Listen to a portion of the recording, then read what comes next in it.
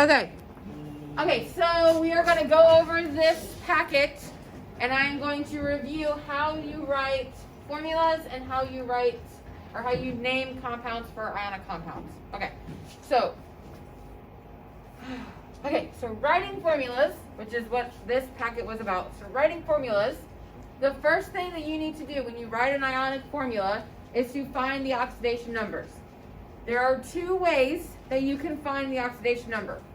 One, you can look for it on the periodic table, figure out what column it's in, figure out how many valence electrons it has, and then figure out, well, it wants 8, so what is it going to do to get 8? Will it lose? Will it gain? How many? Yada, yada, yada. Or you can memorize what I have drawn here. I have a picture of all of this on Canvas for you so that you don't have to take a picture of this. This is already in Canvas for you. So what you can do is you can memorize this. Or you can memorize the fact that column 1, every element in column 1 will have an oxidation number of +1. Everything in column 2 will have an oxidation number of +2. You skip over your transition metals because they do not obey this rule. Column 3A, that's the column that starts with boron. All of those are going to have a +3 oxidation number.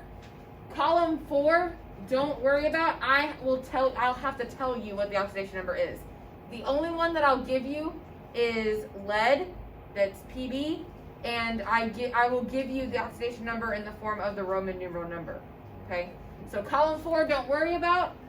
Column 5 has an oxidation number of -3. Column 6 is -2. Column 7 is -1. And then we do not do anything with our noble gas column because they're not reactive.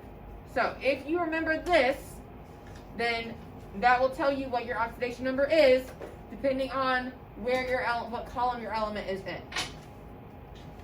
So once you have your oxidation numbers, your second step is to grab your oxidation number, crisscross, and bring them down. So what I want you to do, or what you should be doing, is you should be writing your oxidation numbers as exponents.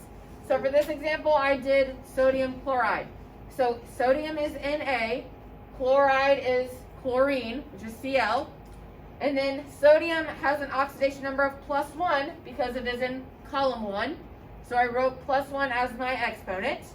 And then chlorine is in column 7, so it's going to have an oxidation number of -1. So I wrote -1 as my exponent. So you have them as exponents up here. You grab them, crisscross, and bring them down, and you turn them into subscripts. So then you rewrite it as Na-1, Cl +1. Your last step, step 3, is to simplify and reduce. Simplify meaning that we do not write our charges. So we don't write the negative sign and we don't write the positive sign. And then we also do not write the number 1. If we are writing the element symbol, that means we have at least one of those things. It is redundant to write the number 1 in our compounds. So we don't write our charges, we don't write our number 1s. So then it would be NaCl. Step 3, you also need to reduce. So you do reduce an ionic compound. Remember yesterday when we talked about covalent compounds? We do not reduce covalent compounds. Ionic ones, we do reduce. So for example, if you have magnesium oxide, magnesium has an oxidation number of +2. Oxygen has an oxidation number of -2. When you crisscross and bring those down, it becomes Mg-2O +2. Again, you don't write your charges, so it would be Mg2O2. And then you want your numbers in the lowest possible ratio. For ionic compounds, you want the lowest possible ratio. So you want to have these numbers as small as possible with them still being a whole number. So if I divide these numbers by 2, then I would have Mg1O1. And again, I do not write my number 1s, so it would reduce to MgO. So find your oxidation numbers, crisscross, bring down your oxidation numbers, and then simplify and reduce. Make sure it's in the lowest possible ratio. Okay. So sodium chloride is NaCl, sodium bromide is CaBr2, sodium hydride. So this is hydride. This is hydrogen by itself. That is NaH. Lithium oxide is Li2O. Magnesium oxide is MgO. Barium sulfide is BaS. Calcium fluoride is CaF2. Potassium chloride is KCl.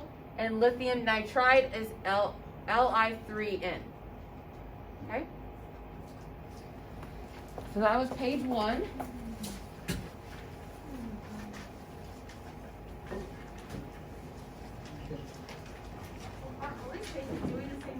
Yes.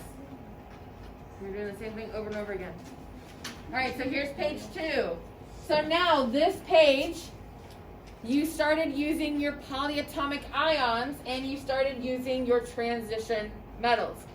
So with these, you have to remember to use the correct polyatomic ion and to make sure that you are using the correct oxidation number. So when you're writing formulas, given a transition metal and given a polyatomic ion, this Roman numeral number tells you what the oxidation number is. So for example, iron 3 phosphide, iron is Fe, the Roman numeral number 3, which is III, or 3, this tells you that for this compound, iron has a +3 oxidation number.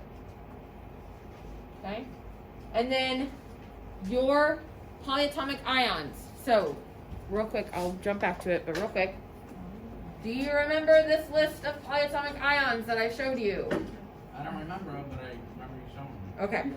So, these polyatomic ions, you will need to know and have memorized for the test. For Friday, for your quiz on Friday, I will have them on the board like this for you to use. So I will give them to you for your quiz on Friday. But for your test, before you leave for Christmas, you need to know them by then. Okay? I will not give them to you for your test. You need to know them. So then when you go to do your compounds, when you go to write your compounds, if you have a polyatomic ion, you just need to pick the correct one. Okay? What's wrong? How did you start recording? Huh? Are you recording? I think so. I should be. Yeah. 7 minutes and 49. Yeah, it's right there. It doesn't look like it. It's right there. The little box, the little red box. Okay. But thanks for looking out for me. All right. So, okay. So again, guys.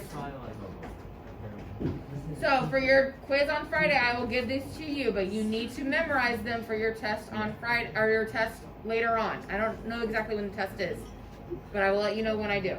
Okay? They are on Canvas, so you can start memorizing them now. Okay? All right. So while you're finishing that up, let me go over how you name ionic compounds. So on your quiz on Friday, I will give you names and have you write the formula like you do here. And then I will also give you a formula and have you write the name or pick the best name because it's multiple.